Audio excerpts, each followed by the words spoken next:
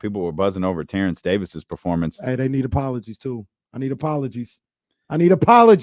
31 minutes for TD on Saturday night in Malik Monk's absence. Of course, Malik got injured late in Friday's game, wasn't available for Saturday. There was actually a lot of question whether Domantas Sabonis was going to be available headed into Saturday night's game as well. Thankfully, he was finishing with 22 and 14 before fouling out. But big-time performance from Terence Davis, 32 minutes, 22 points, 6 rebounds for TD.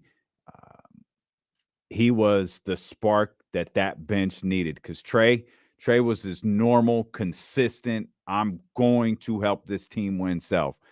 They needed a spark. Terence Davis provided it. I thought he was really good on both ends of the floor.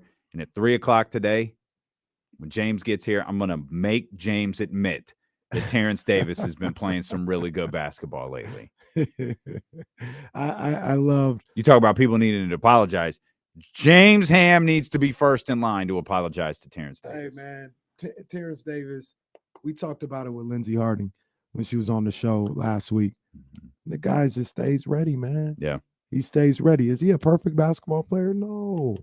He goes through his hot and cold streaks. He's up and down, all this other stuff. But one of the things he always does that I love is he's always ready to compete. Yeah. He's always ready to compete. And I can live with that. I could go into a playoff series. I can go, into battle on the court with a guy that's going to be ready to compete. Mm-hmm. You know what I mean? Whether he's making the shots, we'll figure out what we're doing. If he's hitting shots, he was hitting shots on Saturday. But if he's not, we'll figure that out too. But he's always ready to compete. And when you get the combination of his competitiveness and making shots like we did on Saturday, you get a 22-point performance from TD? And a defensive player of the game performance. And a DPOG. He was like, I'm going to enjoy this. This might be the only time I get it. I'm going to enjoy this. But, yeah, defensive player of the game. And you felt him out there on the defensive end. Mm-hmm. I couldn't be happier with the way that Terence Davis played. The only thing that overshadowed it was just Darren Fox was otherworldly in the final 17 minutes. Well, look, the other thing that I noticed in Friday and on Saturday, now that we're talking about Darren Fox, man, he had that click-clack going on. Mm. He was guarding Kyrie one-on-one and was giving Kyrie hell. And you saw Kyrie's response after the game. Mm-hmm. Like that. I think that tells you something. Mm-hmm. Absolutely, man. And you see the way they embrace, like there's a level of respect there from one of the greatest players to ever play the game for De'Aaron Fox. I mean, I can't say enough about the way he played on Saturday night. Mm-hmm. I can't say enough. Number one, he was defending. You even talk about something as minute. Well, it's not minute, but it may be looked over. The closeout on Luka when they were up 4, maybe, and to be able to contest that shot without fouling. Mm-hmm. That's another part of defense, being able to get in airspace without fouling and things of that nature. His one-on-one defense against Kyrie Irving was phenomenal. Then what he was able to do on the offensive end. I mean, this guy is unstoppable in the clutch. Unstoppable in those fourth quarters, man. And the way he put the team on his back and led them, and he knows that's what he does now. Yeah. He knows that's what he does. Mm-hmm. Gets to the line. I believe he missed his first 2 free throws of the night. He made his next 12. Mm-hmm. He went 12 or 14 from the line. He made his next 12, including big-time free throws in overtime to seal the game. Yeah, put the game away there. What a performance, man. Yeah. What a performance from 5, man. Yeah, there's it was kind of a weird game in the sense that Malik was out and Keegan wasn't playing well. So Mike had to make some adjustments, and that's where we really saw a ton from Terence Davis. Mm-hmm. And then I think it was Trey when Domas fouled out. Yep. So I think the closing lineup was Domas, it was Trey in place of Domas, Terence in place of Keegan, Yeah. And then you had HB and everybody else out there. Yeah. De'Aaron and Kevin Huerter. They had to scrap, and that goes to what this team is. And this is where, when people talk about, they don't have enough and they need, to bolster the bench or whatever. I mean, this team is already going 9 deep. It's already going 9 deep. Yeah. All these guys can play. I'm not saying they're the best bench players. I'm not saying they're all 6 man of the year candidates or whatever. But like I just told you, I can go into a playoff series playing Terence Davis. Mm-hmm. I can go into a playoff series playing Trey Lyles. I can go into a playoff series with Malik Monk and guys like that. Metu, from game to game, you never know what you're going to get. But it's one of those situations where Trey Lyles is starting to show in certain situations he can play the stretch 5 situation. And that damn Jason Kidd. Oh, I got to let me tip my hat to that damn Jason Kidd, because we were talking about, oh, man, hey, the Mavericks, they too small. Mm-hmm. They can't match up with Sabonis and all them boys. Yeah. And all of a sudden, for the first time in 40 games, he throws JaVale McGee out there, and JaVale was a problem. Who was problematic. He was a really problematic on Friday. Oh, good call by that damn Jason Kidd. Man, if it's not for somebody like JaVale McGee, or if, he's matched up with Nurkic or Jokic or something like that, Trey Lyles can play back up 5 minutes if Metu isn't necessarily locked in or giving you the minutes that you want that particular night. So I like the roster, man. That's not to say it's a perfect roster. That's not to say if there were, moves that could have been made that were easy to make, you go for them.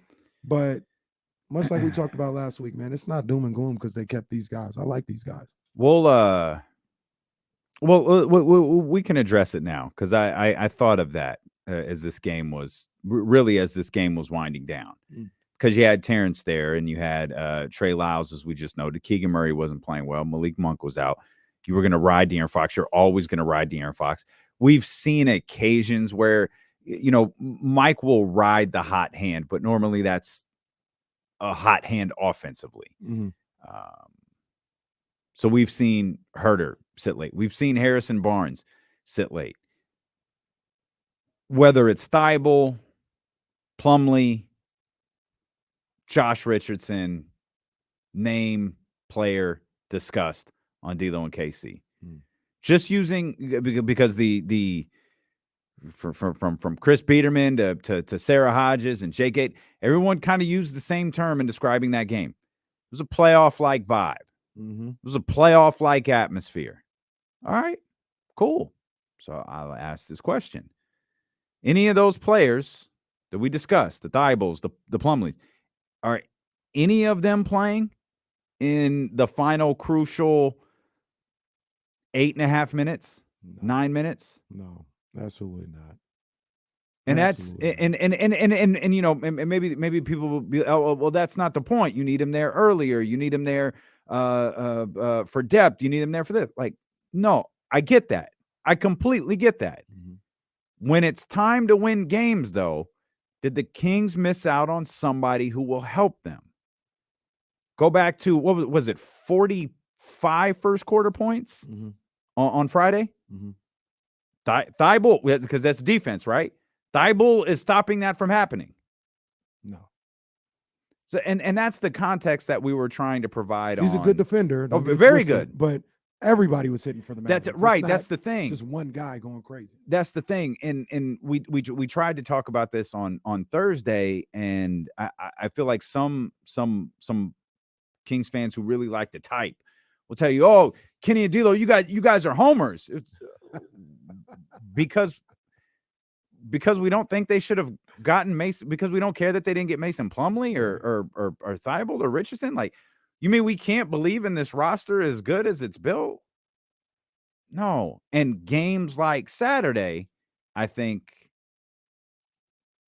exemplify why. No, the depth, sure, it completely makes sense. But when you talk about depth, you talk about moments earlier in the game. Terrence needed every minute he got, because he got into a rhythm. He got into a rhythm to where Mike goes, I can't go back to Keegan. Keegan's got no flow. TD does. Let's stick with him. Yeah. All right, we're not going to force something here with Chimezie or Rashawn. We're going to put Trey in there. We're going to count on them hitting shots, because that's how this team wins games. Hitting shots and putting this playoff-like game away. Exactly. And this is the thing that I get into with this particular team, the way they play offense. I'd rather go with a guy like Trey Lyles or even Metu in that situation to either back up Sabonis or when he fouls out or something like that, because you don't lose anything off of what makes you special, and that's on the offensive end. I know, like I said, I keep saying it. I understand they got to play better defense. They got to do, I get all that. But what wins them games, this particular team, what wins them games is what they're able to do on the offensive end in timely defense. And you bring in a Mason Plumlee, you're losing something on the defensive end. A team went 22 of 25 or 23 of 25 from the free throw line on Saturday night. I believe it was either 22 or 23. They shot 92%. I remember that. But where is it at? 23 of 25. 92% from the free throw line. Mason Plumlee's not a good free throw shooter. So now you got to deal with that. He doesn't have the offensive game. He absolutely doesn't have the ability to stretch the floor the way Trey Lyles does. I'm not willing to take away what you have on the offensive end to bring in a guy off the bench who, like you mentioned, isn't even going to play the final 6 minutes of the game and take away what you can do on the offensive end. Not interested in that. We'll come back.